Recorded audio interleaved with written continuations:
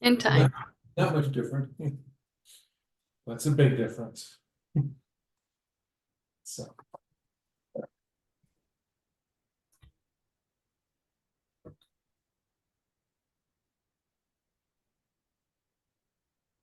Thank you. Absolutely.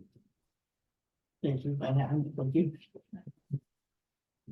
All right, so it is 7:02. We'll call the meeting to order. Everybody has the agenda. Anybody have any additions, removals, adjustments to that? Oh, okay. So we'll move forward. Any public comment? Okay. So we, at our last meeting, had discussed and changed dimensional standards for, or suggested the change to the dimensional standards for high density residential, to put that suggestion through to the select board. And as we were going through that, I noticed that the village residential has a little bit of discrepancy between principal and accessory structures, and the question was, do we want to adjust those as well so that there is no discrepancy between that? So if an accessory structure is constructed, it would meet the same setbacks then as the principal structure, which was one of the concerns with ADUs being converted from accessory structures, which don't need to meet the same setbacks as principal structures. So that was where that came from. So does anybody have any? And we discussed that would apply to new accessory structures. Yes. It wouldn't apply to things that are already out there. No, everything would have to, everything that's existing would then have to go through a waivers process, Okay. for permitting for that. Okay. So this is for new construction. New construction is all it would apply to. What is the setback that we currently have for an accessory unit? So accessory units are currently 10 feet from the side and rear yard as opposed to 20 feet for the principal structure. And an accessory dwelling is the same dimensions. No. Wait. You mean the same setbacks? Right.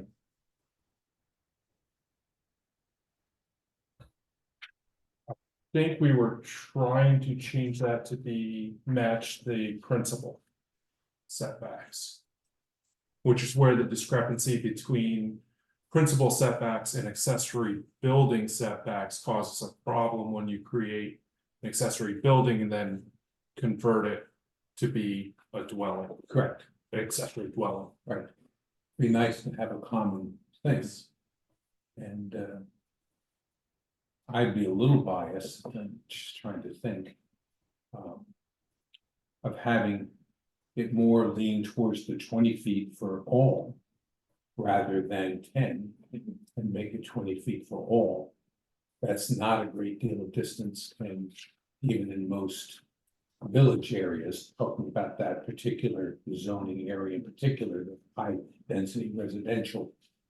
From my experience, having lived in the village for 48 years, most properties would have the ability to do a 20-foot setback from a property or two properties, depending upon where they put the dwelling. Right, yeah, so this is for the village residential zone, as opposed to the high density residential zone that we're talking about right now.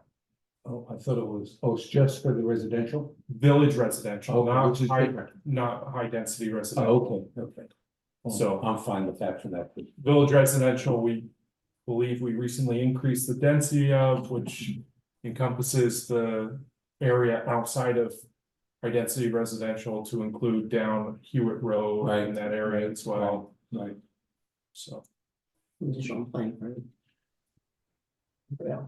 I would have to take a look at the map. I don't have that up. That's okay. I have a question. Yes, I have a question. So is this making it just for a just if you're going to put an ADU no, or this is for any accessory structure. yeah, Is so what any it is. accessory structure?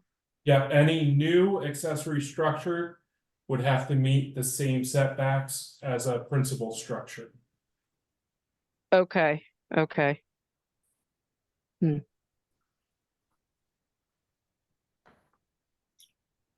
Is- Any leanings one way or the other on that, Melissa?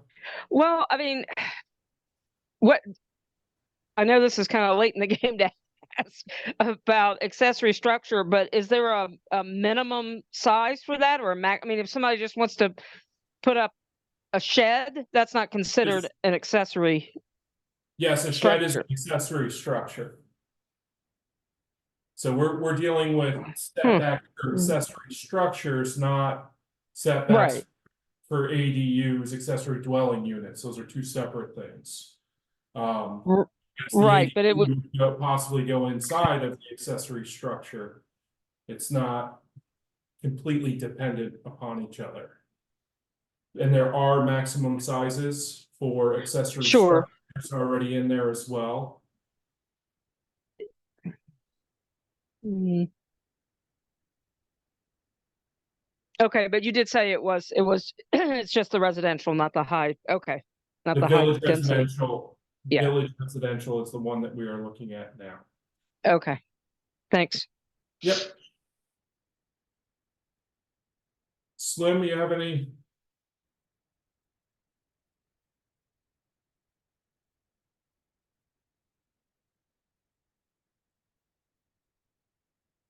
Still muted. Is that working? There we go. Okay, great. I'm okay with it.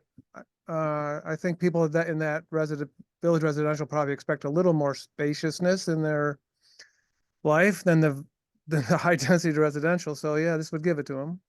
Okay. Okay.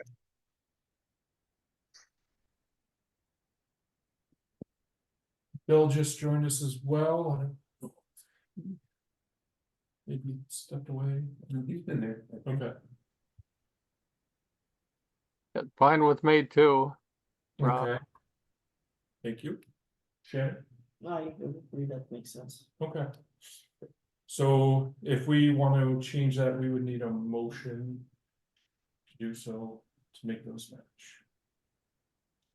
I'll make a motion that we make the setbacks for an accessory dwelling unit. And accessory structure, yes, accessory structure. To match a 20-foot setback, to make it a 20-foot setback. Which is what we require now for a primary and accessory dwelling unit, Primary structure. so that they're all the same. Okay. Something close to that, whoever's writing this thing. But sort of clarify yes or no, that was a motion to make the accessory structure setback match the principal structure setback, which is 20 feet for side and rear yard in the village residential zone. Yes. Is there a second? I'll second that. Second. All those in favor? Aye. Hi. Passes. All right. We will add that to our memo to the select board and let them know about that as well. So next is the capital improvement plan, which Valerie's been working on, and that got sent out. I think today that got out to everyone early this morning. I had no internet yesterday. I had maybe like a lot of others, so I wasn't able to do anything. But, anybody have any, or Valerie, do you want to step us through that or introduce anything or? Yes, if you wouldn't mind, I'm not sure if I have a share screening capability. Oh, somebody does. That's not me, but that's okay. But cool. Well, and that's great. That's great. Because as I mentioned at the previous meeting, we've been working toward a capital improvement plan for quite some time, but there's been no real time pressure to do it, and it's complicated. There's a lot to it, but now that we are renewing our downtown designation application renewal, it requires a capital improvement plan, and the capital improvement plan process through the state statutes is pretty specific. So this is an opportunity, and well, it's a challenge and an opportunity at this point in time. So the document that has been shared with the Planning Commission is a work in progress. It's more than what we've had in the past, but it's still a pretty good document. The state statutes envision that the Planning Commission overall, statewide, would have more of a role in municipal capital planning, and so it provides for that. But in reality, it's a tall order for most planning commissions, most rural communities to actually accomplish, and most don't do it. So there are very few actual capital plans that are adopted through this process, because it is a process, especially now. And what it requires is a current year assessment of capital investments plus a 5-year projection, which is called the capital program. So the current year is the capital budget, the 5-year projection is the capital program, and the 6 years together are the capital plan. And the plan is intended to communicate to everybody, the community, the Planning Commission, the select board, what the priorities are for the community for capital improvements. And it's intended to be very closely tied to the town plan. And so in the draft that I have prepared, I'll be honest, stepping back a little bit, I have been focusing on the spreadsheets that you'll see later in the document. So I've been focusing on those all this time, because prior to my coming on board, there really hadn't been a consolidated view of all of these things. So I tried to put that together in a spreadsheet, and that's what's attached to this document. But the plan also includes a narrative and an outline of what the plan is intended to be. And it's intended to be very closely related to the town plan. So this is an opportunity for the Planning Commission to see how the current town plan relates to Bristol's capital needs, but also going forward. And I understand, while we might on many levels in our personal lives understand where things are going in the town for capital improvements, sidewalks, water lines, and this and that, septic and other things, roads, paving, but it's not in a document. It's not pulled together in a single document. And that's what this effort is intended to try to do, is to bring all of that together into a single document that lives beyond any one of us. I could get hit by a bus, whatever. But the document is intended to just evolve and continue to articulate the town's capital priorities. And there are a lot. The Planning Commission might not be fully aware of all of the capital projects that are going on, and that's completely understandable. The Planning Commission, as in general, especially before it became just not to diminish this, but not before it became just the Planning Commission, when it was still dealing with subdivisions and other kinds of site plan reviews and that kind of thing, before the Development Review Board took that off the planning commission's plate, which was a good thing, by the way, because it freed up the planning commission to be able to have the capacity at some point to kind of get a global picture of the town's global needs. And over time, and historically, planning commissions have had a hard time kind of getting a grip on the capital needs because lack of information. Yeah, there's anecdotal stuff, but planning commissions have generally lacked substantive information that they could actually get a grip on and somehow integrate that into a town plan vision or priorities. So this effort, it's very early. And the draft document is very much a draft, it's still in progress, and I feel a little bit embarrassed about it. I wish it was further along, but it's a project. But once it's done, boy, it'll be very useful to the Planning Commission and others, knowing what the full picture of what Bristol's capital priorities are. I mean, there's a lot going on. So hopefully this document, now, let me step back a little bit. I'm kind of rambling, but what I mentioned in my note, that what's precipitating this, even though I've been working on this for a while, is the downtown designation renewal and the fact that the application requires either evidence of or an actual capital improvement plan adoption. And the downtown board is meeting. We have a draft application before the board, but the final review is in September. And so this timeline is a bit driven by that. And having this public hearing, or well, involving the planning commission at this point and having a select board public hearing on the 12th of August is integral to that process. I just want to say it's a work in progress. The document is very draft. So I understand that there's really not a lot of meat to respond to. So at this point, at this point it's conceptual.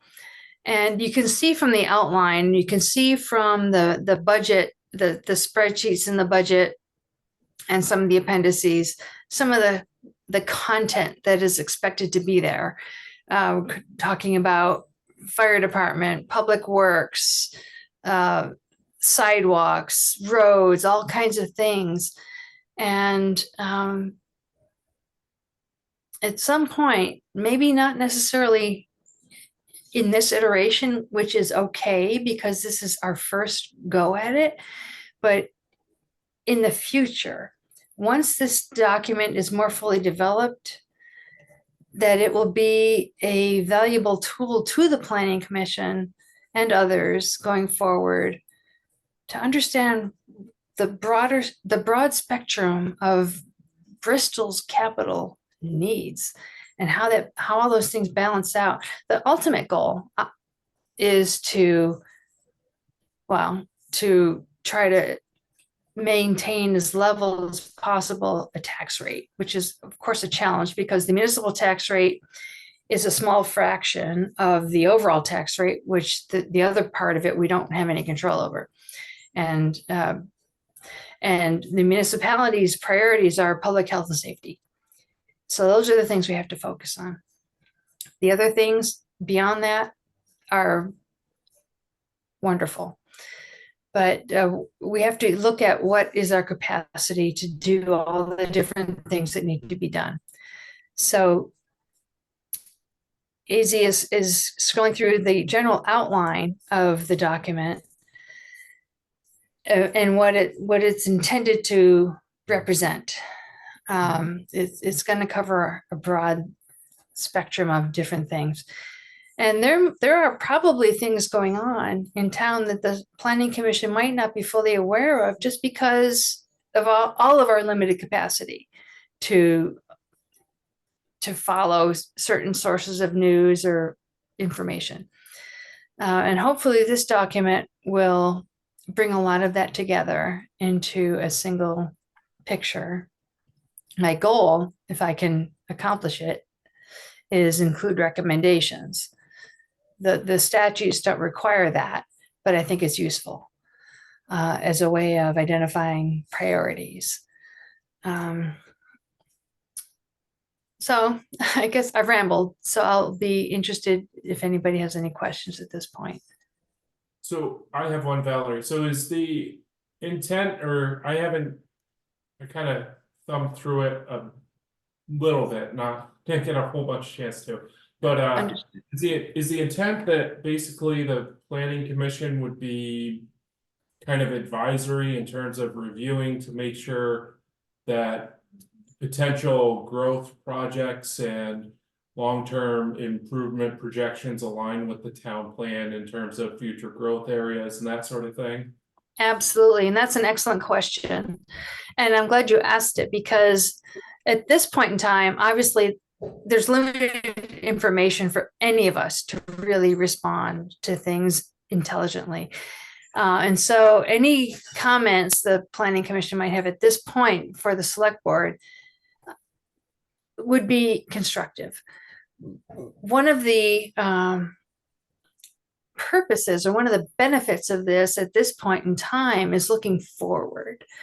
Because the town plan, I think, was adopted in 2020, if I'm not mistaken. I might have the dates wrong, but the point is, it's going to be coming up for amendment or renewal at some point in the near future, and it takes a long time to do that. You just don't do that. It's quite a process to update a town plan.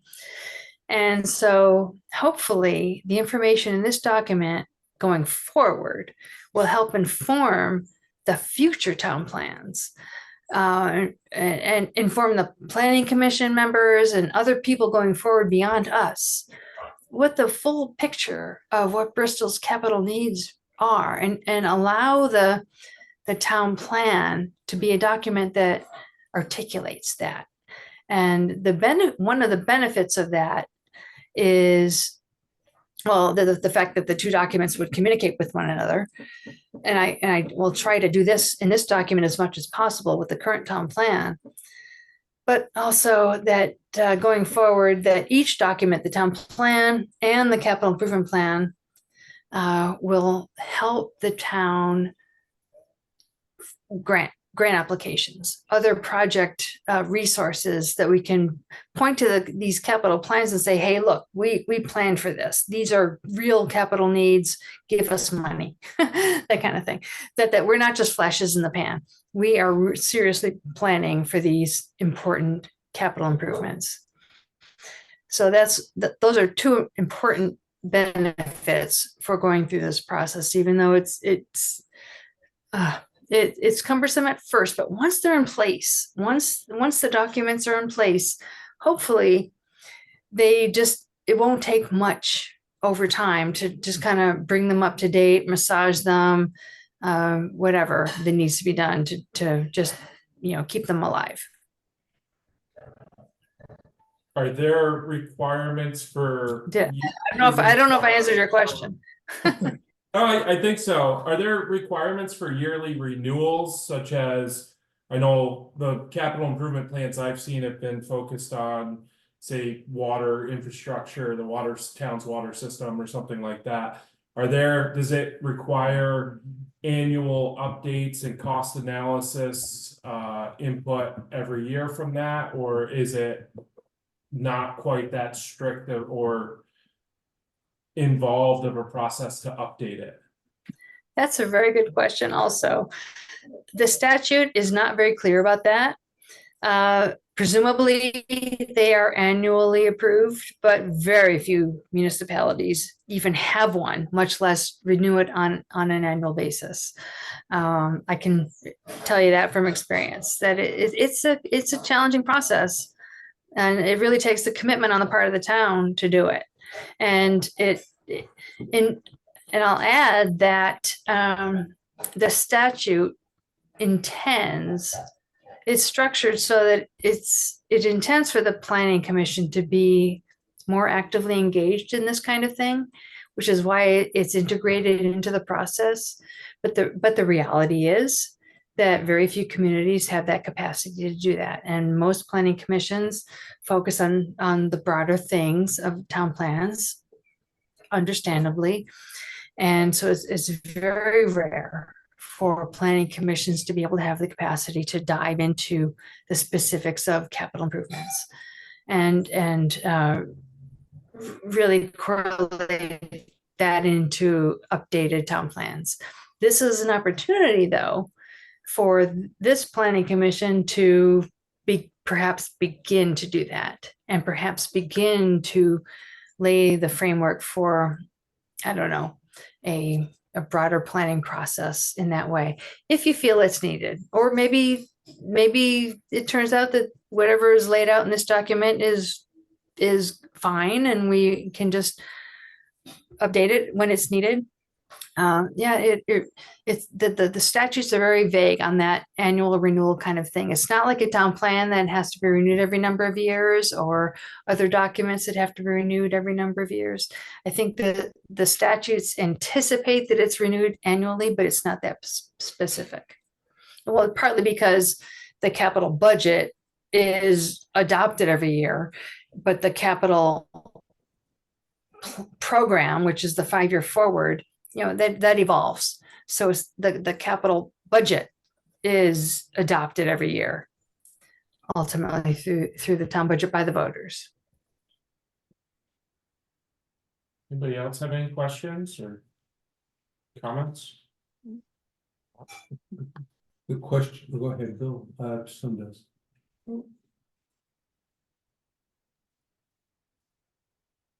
Actually, I have something. Mhm. Okay. You said at the beginning that something about the redesignation as a downtown, historical downtown. Is that this has to be done for that, or what? I'm just sorry. I know it was way back when you first started, but how does this relate to getting that designation, that redesignation? Right. As part of the downtown designation renewal application, we need to demonstrate that Bristol has an adopted or is working toward an adopted capital improvement plan. Okay, working toward. Okay, great. Yeah. I'm banking on working toward, because Yeah. Yeah. The downtown board is meeting in September. We submitted our draft application in July. The staff folks are reviewing it and will be giving us some feedback through August, but the actual board meeting is in September. And so if we can demonstrate that we are making progress toward adopting a capital improvement plan, we believe that that'll make that'll make a big difference in our application. And especially if we've had the public hearing, we've gone through the process, even if the plan itself is not perfect. And at this stage, I wouldn't expect it to be, because this is I expect this to be a living document. And I hope it will be a living document beyond us as we continue priorities to work change. with it. Yeah. And information. And as I mentioned in my notes earlier in my transmission thing, that we don't have all the information yet. We're still. This is quite a project to pull it all together, and we might not have all the narrative in the physical document, but we know it in our minds, or we know it in our community experience. So it's kind of in there anyway. And so this document is an effort to kind of capture what we know at this point in time as best as we can, and approve it as best as we can, but knowing that it's going to be updated. It's going to evolve over time. So if it's not perfect this time around, we know that, but it's better it's than just showing the process is ongoing. Yeah, and it's better than what we've had, which has been not much. So, thanks. So yeah, hopefully this will be a useful tool going forward for the select board, the planning commission, for everybody. Slim? You're muted. seem to be, there it goes. Yeah, sorry. Hi, Valerie. I thought, tell me if I'm wrong, I thought I heard you say that the capital improvement plan was going to inform the town plan, but it would seem to me that the town, perhaps it would seem to me it would work if the town plan would be the document that would really inform the capital, the long-term capital plans. If I got this back, yes, no, what? You're absolutely right, Slim.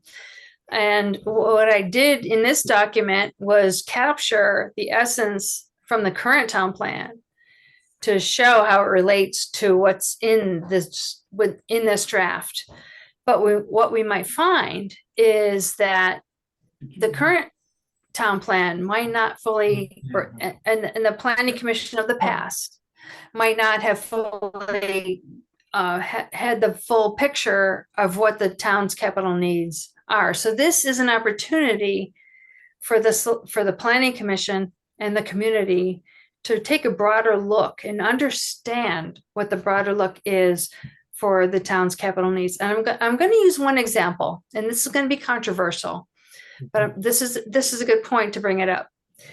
The town plan really can drive a lot of what's in the capital improvement plan, and the state statutes anticipate that it would.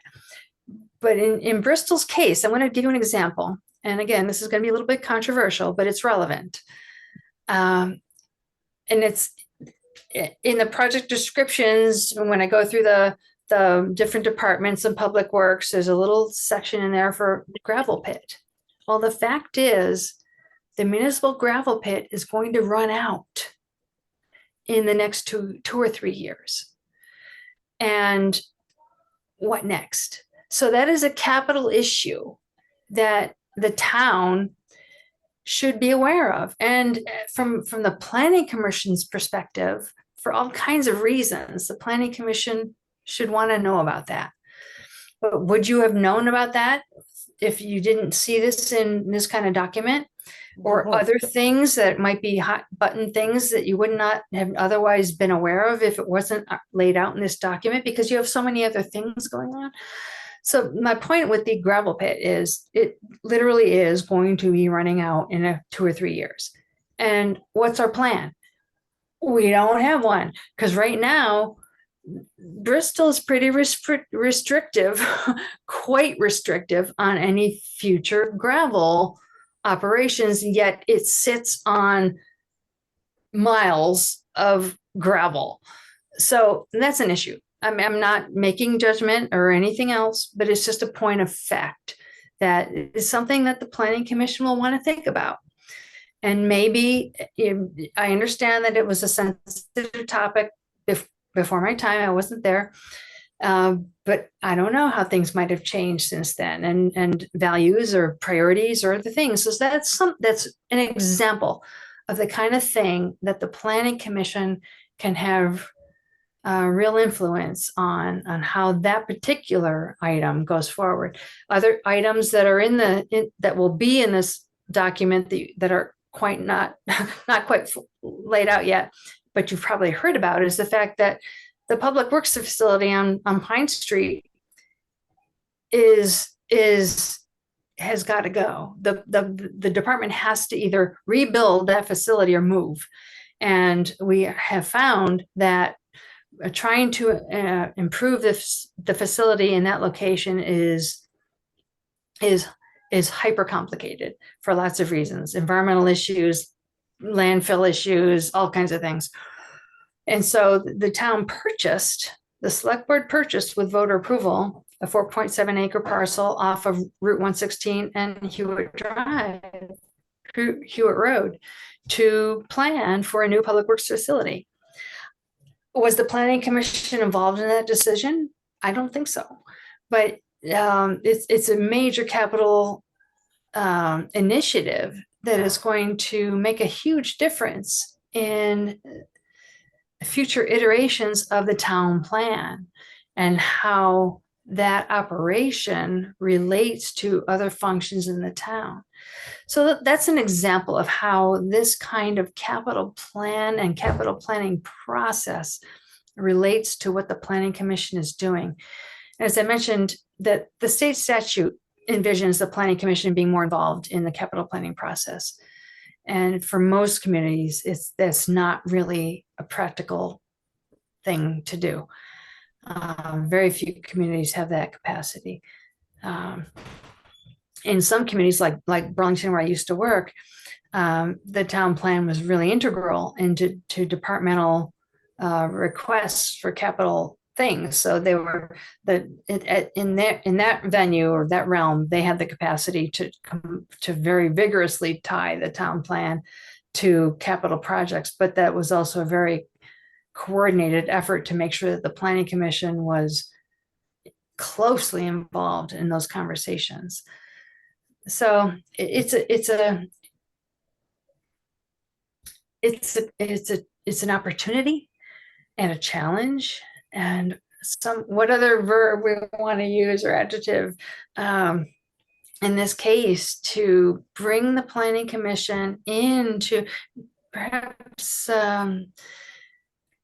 any feedback on this particular iteration of the plan would be great. But knowing that the Planning Commission has an opportunity to really weigh in to the future iterations of this document in a real significant way. Yeah, I think that's an opportunity, but it's also a challenge because it's capacity, and I totally get that. Thank you. You're welcome. Anybody else? Anyone else dare? I have a question, I guess, really is, I understand what the state's desire is that you've explained, to get planning commissions more involved. And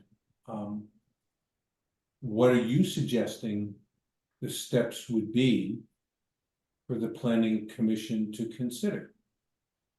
What is makes the most sense, so we can decide as a unit whether this is a good thing for us to do, or whether we have no appetite for it, or whatever the case might be.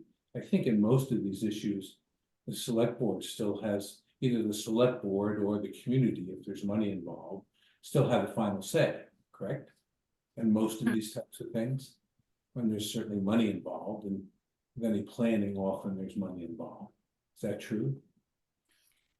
Totally. And if you can see from the spreadsheet tables that are attached to that document, the select board and the voters make decisions every year about how much money to allocate to various capital reserve funds, for example. Sure. And those are based upon certain goals, Right. certain plans. We have the capital plans for the fire department equipment, the police department equipment, public works equipment, and sidewalks. The sidewalks reserve fund, we have various reserve funds set up.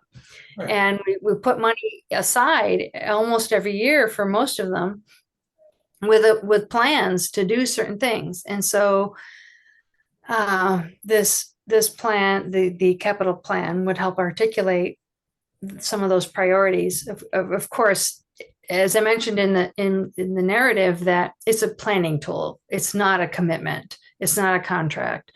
Only until the voters approve a particular budget in a particular year, such as this year, which is FY25, only do those things become kind of committed. And even then, the state does not regulate budgets on a line by line basis. It's more like the end of the year fund balance.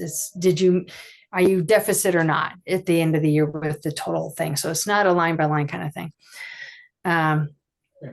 So I'm not sure if I'm answering your question, but my question is, we're here today talking about something that you're working on, that our various departments, whether it's fire or the water department, whatever, already have capital project plans in place, which they might hope they might be met, whatever, that I'm sure evolve.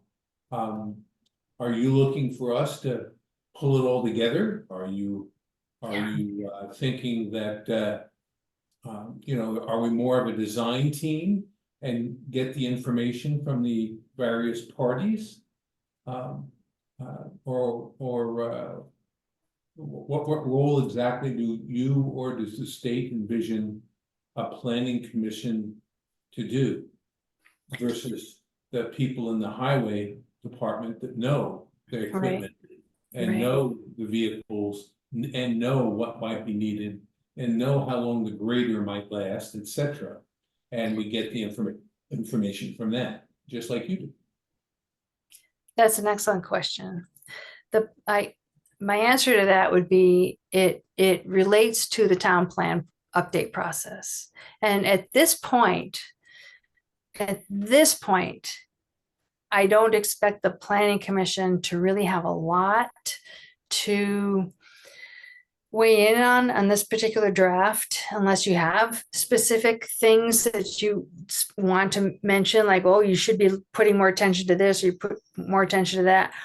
But in the future, when it comes through the town plan update process, I think that is when the real opportunity comes along to reach out through that process, the town plan process, infrastructure process, the whole broad picture process of what the town needs.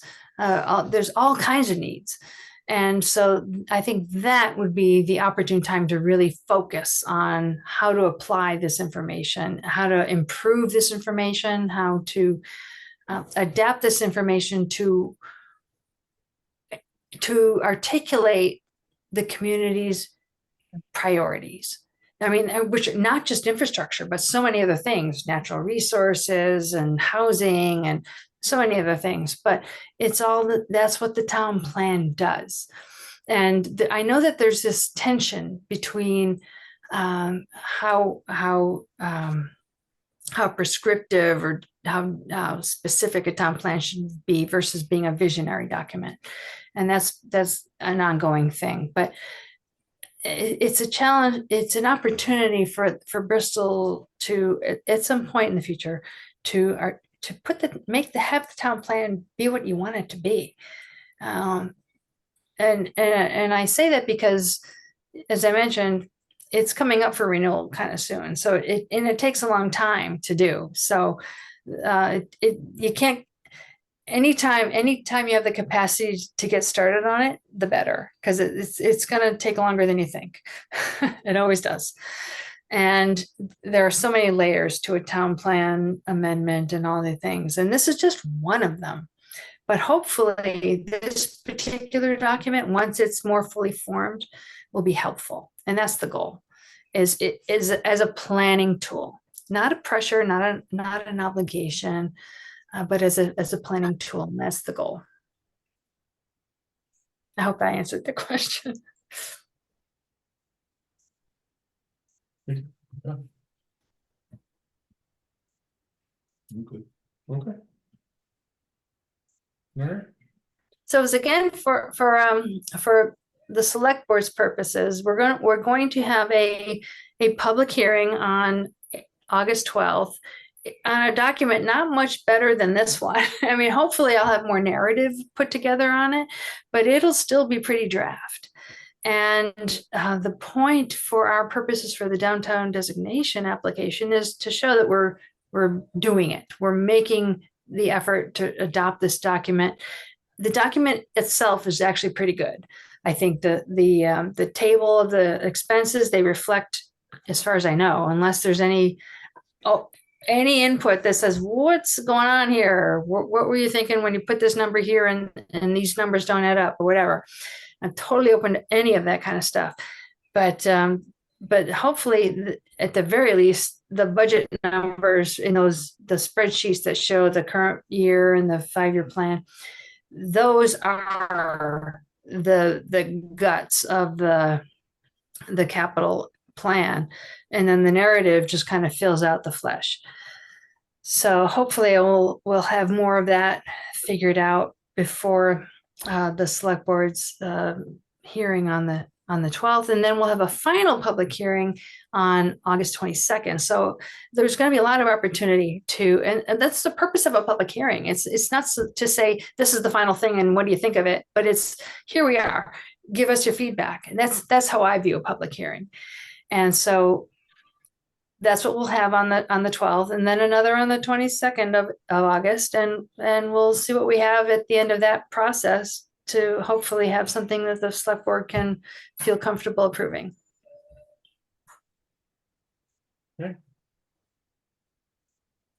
Thank you. You're welcome. So unless anybody has anything else, we'll close that and move on to the next item.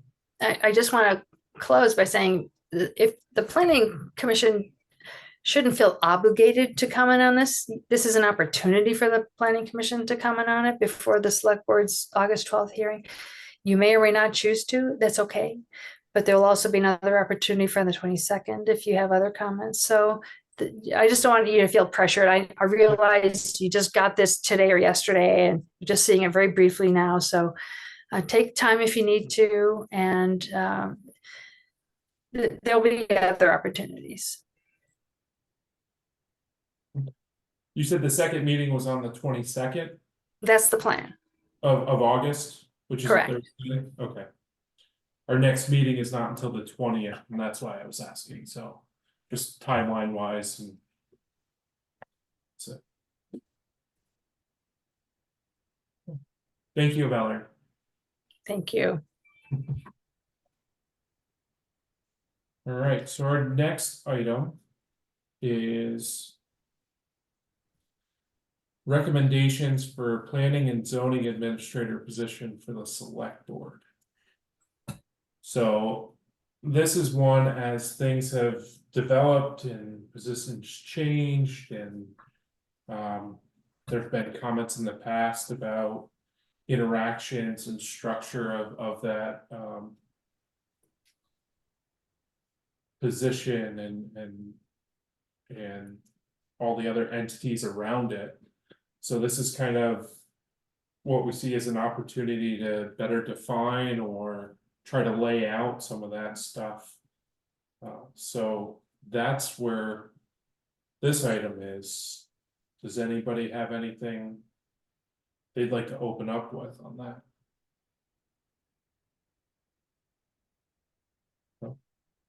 Okay. I know there's been talk of whether it be reports, what those may entail or how often, that kind of stuff. I don't know if anybody else has any. Slim, have you had any thoughts about any of that? You're talking about reports from the zoning administrator to ourselves as a planning commission. Yeah, Well,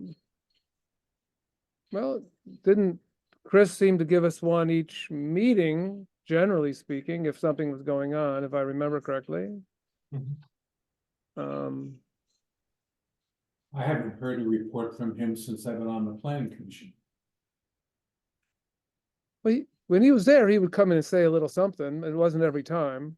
Am I just making this up, or? I'm just going by my own experience and what the. it wasn't necessarily every week that we got, every meeting that we got an update, I don't think, unless there was a lot going on, it kind of seemed like, so. Well, I can give you an update right now. yeah, I think updates are good from the planning. Yeah. commission. I'll go that far. Okay. I know for me, one of the things that I think might be helpful in terms of if there's reports and tracking of things, it's things like what limitations are we seeing, or what are the trends in terms of the kinds of permits that are coming through, which may impact the town plan or the zoning regs in terms of we have a big deficiency in this area or in this zone. Something that's one of the things that would help inform us to realign that. Sounds right. I can tell you right now, there's a lot of people wanting to do ADUs. I had 3 people in one day who gave me applications, that they either wanted to convert garages or attic space or, they just wanted to convert something, or they wanted to like build a mother-in-law suite, or ADU, and that's definitely been a big trend. Which I know you guys are doing new regs. Oh, yeah, too, no, so- that's great, that's kind of stuff that I was thinking of that would be helpful. For sure.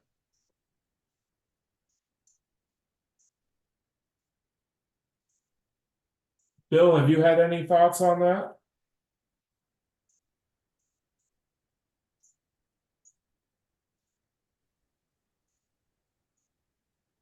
Thanks, Rob. I think a brief update every meeting would be helpful.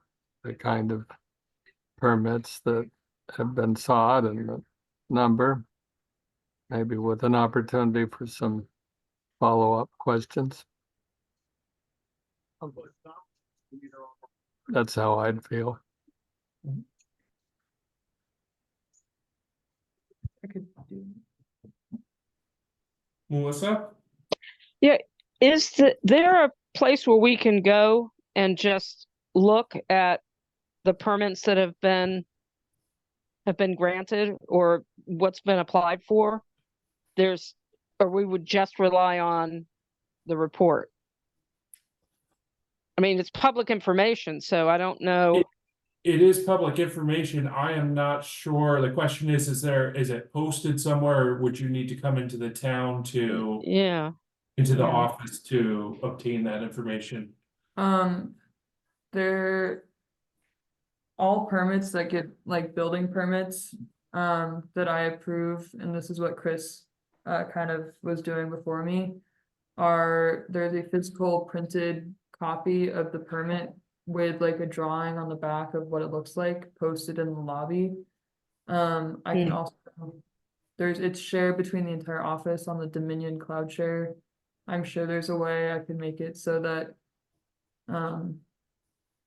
other people can have access to it. And so are those only posted in the window of that posting time period, or are those Those out there available for 90 days or a year? for a year. Yeah. Chris has the ones from 2023 out there.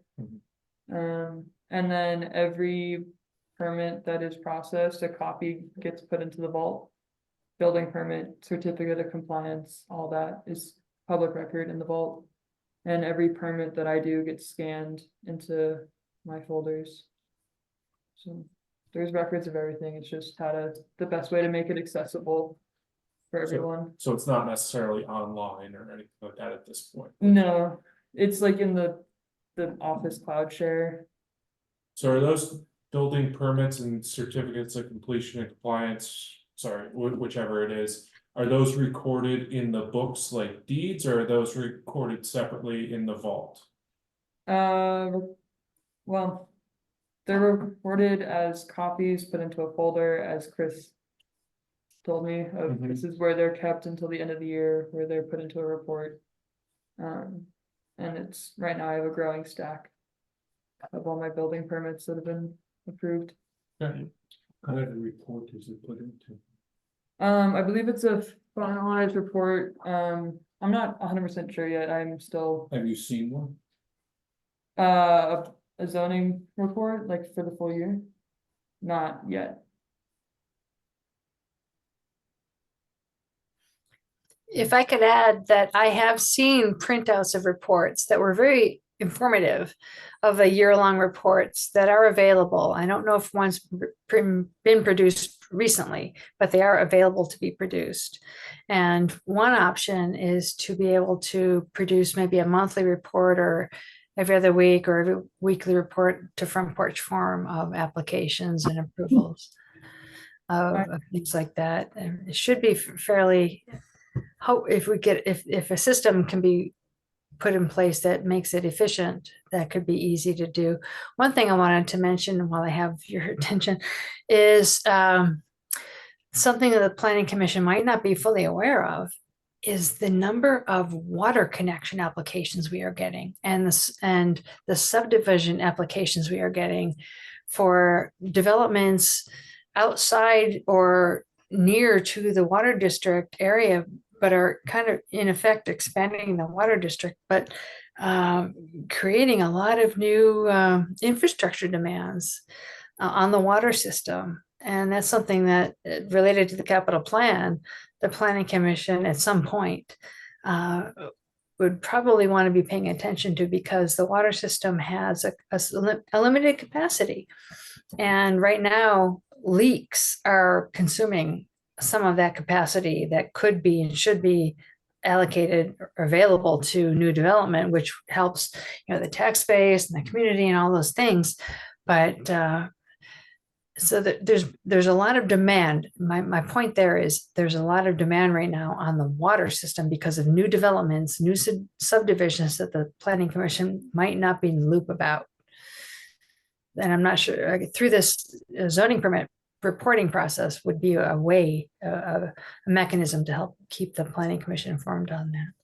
So is this activity all within the water district, or is it creeping outside the water district with the interest in applications? Well, at the moment, it seems to be within the water district. And the reason I say that is mostly it's been within because it's been on North Street and off of Pine Street. But there's a recent one off of Plank Road that appears to be within the water district, but it's on the margin. Plank Road is kind of outside the traditional village area, and this is useful for the planning commission to be aware of because it's growing in that direction. And this might already be part of the ADU and the housing amendments that you've been working on, and I'm just not paying attention, or it's not connecting in my mind right now about that. And so maybe those things are completely aligned right now with what's proposed in the amendments to the regulations. But there's activity going off of Plank Road for the water system, and it's consuming a fair amount of the select board / water commission's time to deal with water extensions outside of a public right of way.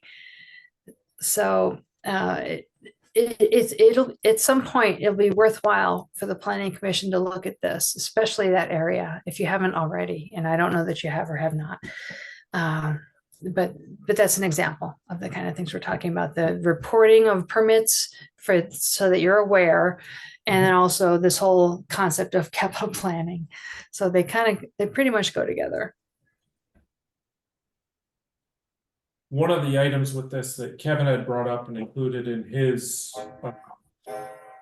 chair notes was his opinion, that I know he's heard before other places as well, about kind of a review process for issued permits, and before it gets final issuance is reviewed or double checked, if you will, by somebody besides the zoning administrator. Who that would be is unclear, because that could be potentially burdensome, but shouldn't be. That's not the intent of that. Just as a double check so that there's less potential for something to accidentally slip through the cracks or whatever else. I fully agree with that. Yeah. I actually just emailed Kevin today because there was a permit that came in that I could make a judgment call on, but also there's it was a building permit for a conditional use permit, and that kind of gray area that comes up in zoning, despite how black and white you try to make zoning, does require someone else's perspective and eyes, just to make sure nothing slips through the cracks, or uses that have limitations and structure on them get bent. So I'm very down for that. Well, one of the things to what Melissa was talking about before, we have you're part-time. Mhm. And if we're having more demands because there is a desire to have more accessory dwelling units and development, especially within the core area, for lack of a better word. Even with a community of 4,000 people, like we have in a village of whatever it is, 2,100 or so, is one person adequate to do the job? I know one thing that's crossed my mind from practical experience is that I don't know, once a permit's issued, whether there's ever a follow-up, that what the applicant applied for is exactly what happens. There is a process for that. What's the process? The process is, once they're finished, what they're supposed to do is, when you get a permit, you have 2 years of building time. But for a new construction, say a house, you build the house and then you have to get a certificate of compliance, which used to be a certificate of occupancy, but that was combined with the certificate of compliance. And that requires that the zoning administrator goes out, looks at the house, looks at the new construction, the building, whatever has been built and permitted for, and basically says, this is what was permitted, this is what is here now.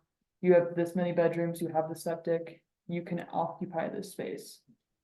And that is done after the building. So what about a building that's, what would be the best way to put it?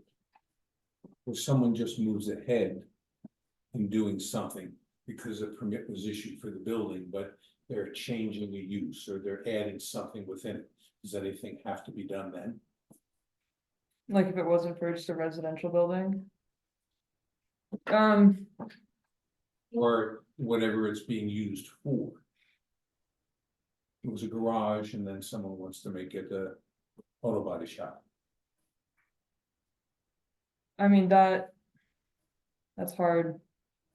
Yeah, I know, Yeah. it is, and I can think of situations where, you know, what's the expression where you say, you get it done and you apologize later type of a thing? Yeah. Here to ask for Yeah, forgiveness and permission. and I know that happens. Yeah, there's, One way that can be limited is if there's intentionally a follow-up, especially on projects that have been okayed in a fairly recent period of time, whatever that would be determined.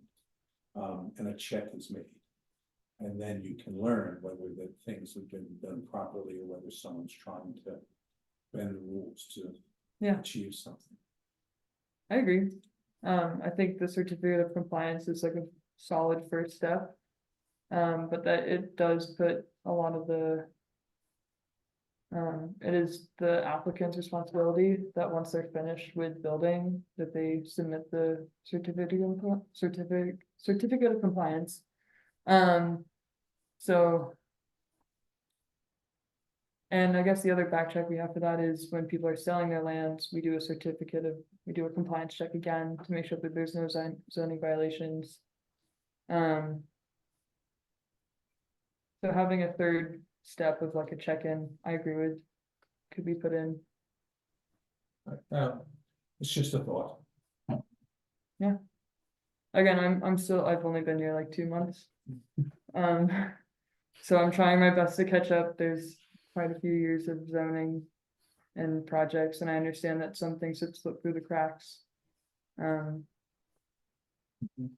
I think moving forward, effort should be made to prevent that from happening again.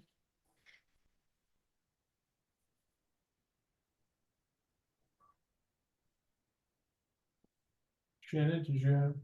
No, No. eventually everybody asked all the questions I was gonna ask, so I just Okay. had to sit here and listen. But thank you. Perfect. I just wanted to make sure everybody had their opportunity. If I could add one more thing. Go ahead, Devin.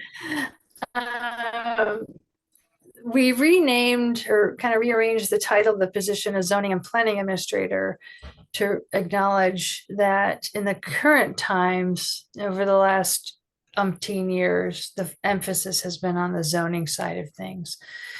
But recognize that at some point, the planning commission in the town may evolve to have a person as a zoning and planning administrator who can spend more time, more focused time, more actual time with the planning commission on a lot of planning kind of things, such as what I was talking about with the capital plan, which is one example, is where obviously for the planning commission, because right now I have to say it's completely residing with me. And that's not sustainable because the next person after me might not have the wherewithal to do that.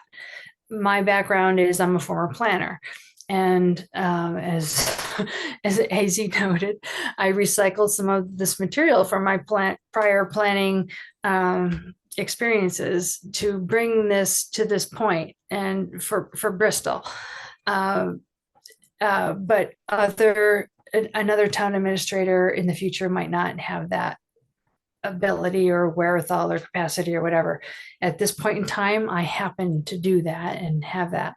So perhaps where I'm going with this is that once this thing is out there and the planning commission might perhaps be more, especially when you begin getting involved in the town plan update, you might find more need for more of the planning side of the zoning and planning administrator. So the title allows for that. But we recognize that at this point in time, the focus is on the zoning side of things. And that's why it's part-time. But my point is, it has the capacity to grow to beyond the zoning part, but the title allows for the planning side. So I want you to keep that in mind, that the town has the capacity to add that planning, more of the planning side for what the planning commission may need to do some of these things. Okay. Not knowing how the trend works and budgeting and everything else, I'm sure it's a spike and probably not a new plateau, but it almost seems as though the demand is almost there for full-time rather than part-time in that position, with all of the added things that could be encompassed under that in terms of the capital improvement plan and town plan updates and everything else that could kind of all fall under that umbrella. It has that potential. We're not there yet, but it has the potential. I personally think that with a part-time position, especially because of frequency and availability and everything else, I think that personally a double check, a sign off of some sort is a good idea as well, whether that be, I don't think the planning commission may necessarily be the appropriate person or instrument for that. It may be more DRB related to as a double check, even of just should this be reviewed or should it not be, or yes, it meets the basic criteria of administrative. Even at that level, I think it's somewhat appropriate, while not wanting to just pile on duties and responsibilities to others. I don't even know how we would go about instituting that. Well, that's an interesting challenge. I don't believe it would be appropriate for any member of the DRB to be involved, because that would be kind of an ex parte situation if any application ended up before them. But internally, Chris is a deputy zoning administrator, so he could be available. And given my background, I can also be available, at least now. But again, in the future, down the road, if any future town administrator might not be in the same position, but for the time being, I can be a resource in that way. Mm-hmm. And I still go to Chris with questions. There's like a lot of permits that, not a lot, but there's still ones that like stump my head on, just like sometimes they're in two different districts, and that's how do you decide when a parcel is divided in half or divided 80-20, like those kind of gray areas are where I definitely recognize that a double check is necessary, because you need a little bit more than one person who's making decisions for the whole town. Mhm.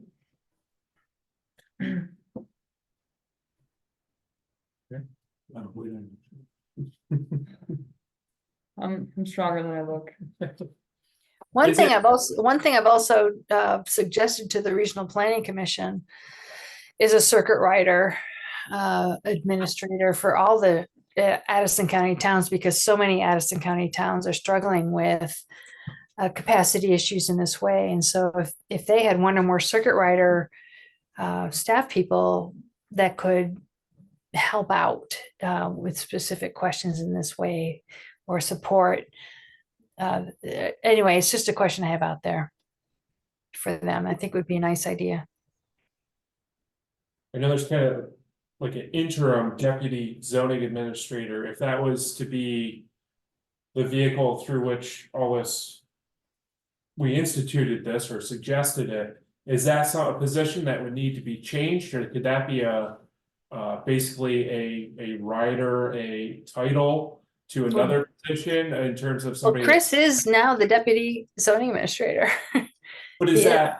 that long term? Is that a permanent, or is that just As long as he's sitting upright in there. Okay.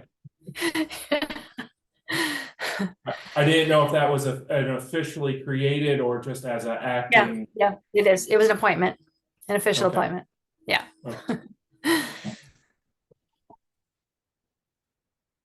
Okay.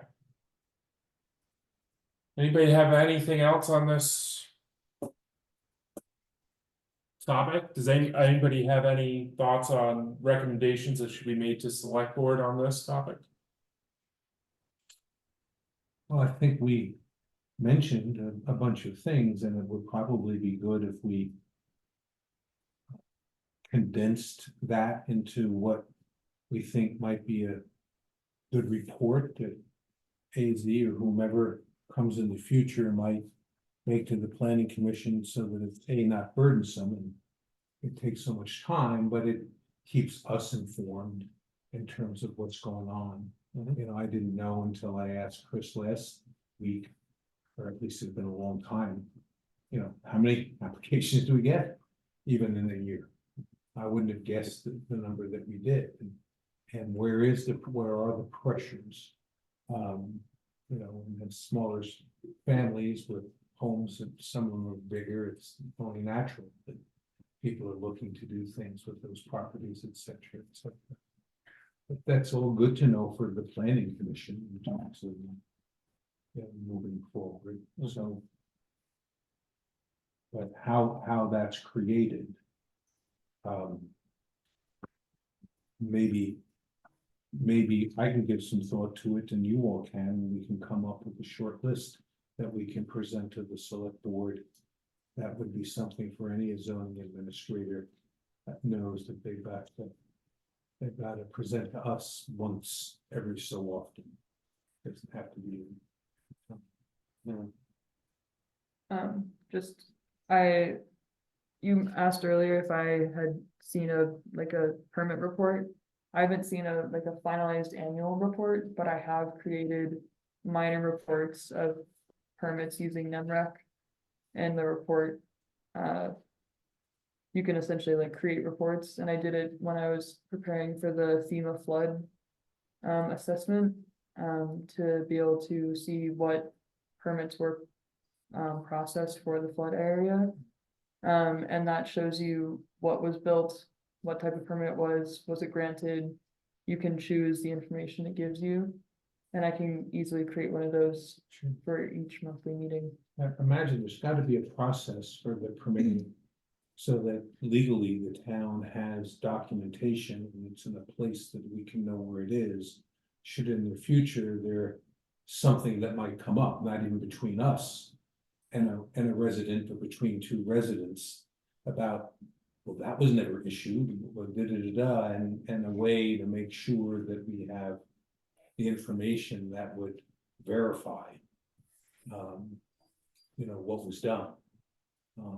And if there was a problem, or if they needed to go to the design review board, et cetera, et cetera. Maybe there is something like that. I don't know of it. I think it's not something we've ever talked about.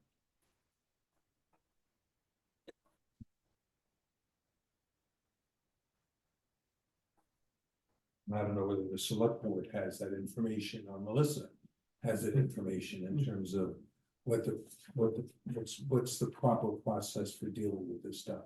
Because there's only gonna be more applications as we move forward. And it's a real hornet's nest. Only takes one lawsuit for it to be a pain in the ass, big time and costly.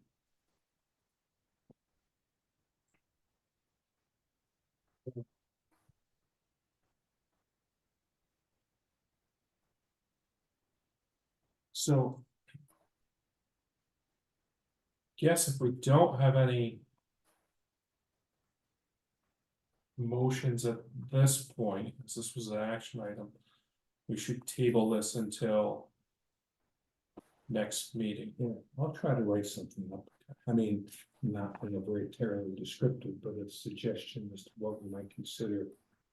The zoning administrator report to us on some kind of a timely basis. Okay. And it not being terribly burdensome. I have some notes on that too. Hmm? If you want to compare, I've been making notes on that too, things I'd like to see, like Sure. number applied for the type, the zone they were in, what municipal connections do they require? And whether or not they're ever completed. You should really know that 2 years, you really need 2 years, because, you know, I've never applied for a permit, never done anything. Yeah. So I get it. Okay. So with that, we'll close item 3C. Move on to administrative matters. So item A is actually. Item A is approval of minutes, and I do not believe minutes went out or were created. I did not catch that earlier. So that will need to be carried over till next meeting, till those minutes are generated, so. Next up is update from hazard mitigation plan steering committee. I mean, it wasn't, Valerie, you were there, weren't you? There was like 4 people on that meeting, the last meeting we had. I don't know if you were one of the ones that were there. With the hazard mitigation, but, I don't know that we really covered much of anything. We might have pointed out a couple of things. We talked about, obviously the flood mitigation and the dams, and the fact that there really aren't any dams in Bristol, that are technically in the Bristol area, other than, the one that technically is owned by, was part of the Gems Waterworks. So we talked about that. I'm trying to find the reading notes here, because I do have notes on this. Yeah, I always wondered about that dam, how long that'll last. I heard from Dan. I go walking out there quite a bit. Oh, yeah. I do. You know, every once in a while I think about it. Um, It'll last forever. I think you can, I guess we discussed that, we said there really wasn't a whole lot of worrying about where the water was gonna go, so. Yeah, maybe that one home downhill at the Four Corners, which is a quarter of a mile away or more. All the water's gonna go there. You're right, though. What else did we talk about? We talked about, send out notifications, which Valerie's on. To obviously the community stakeholders, churches, letting people know about the CARES program, that they can sign up if they want to be contacted during an emergency. Things we hadn't talked about before, maybe was, Meals on Wheels, reaching out, and the food shelves. We talked about St. Ambrose and the Bristol Have a Heart Community food shelves as part of the team of people who had something bad happening. Is there anything else that you can think of that we really covered, Valerie? In that meeting? It was pretty quiet. There were like 4 of us there, so mostly Steph did the talking. Mhm. And we did the listening and threw a few here and there. I don't know if there's gonna be a lot of changes.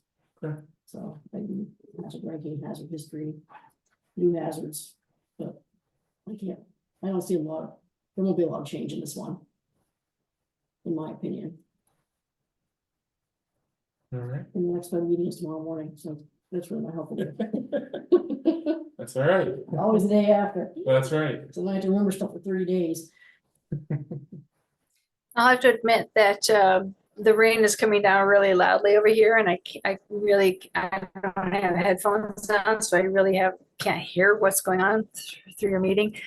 But the committee, the Hazard Mitigation Plan Committee, is meeting tomorrow morning at 10 o'clock, and maybe Shannon already mentioned that, but we have more going on tomorrow.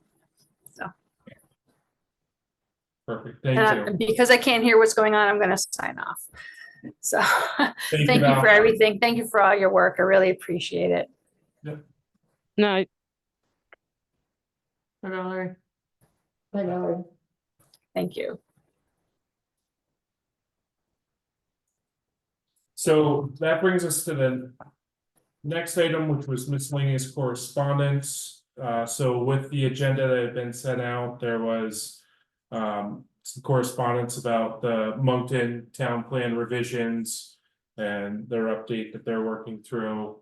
And then I think the only other item included would be the open law meeting changes, which just went into effect at the beginning of the month. And I don't think there's a whole lot in that we need to worry about with our procedure. Generally covers what those new laws require, so. My quick look at that, so. Everything's warned and has a remote option available, kind of by default as we've been doing it, so. We're covered. Any public comment at this time?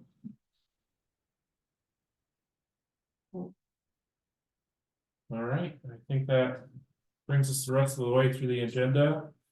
Is any motions? So move to adjourn. Second? Second. Okay. All those in favor? Aye. Oh, wait. aye, Thank you very much, everyone. Have a good evening. Thank you. thanks. Good night. Have Thank a you good very much. evening. I'll either you can call me. If they call on me, I don't. Talk a little bit about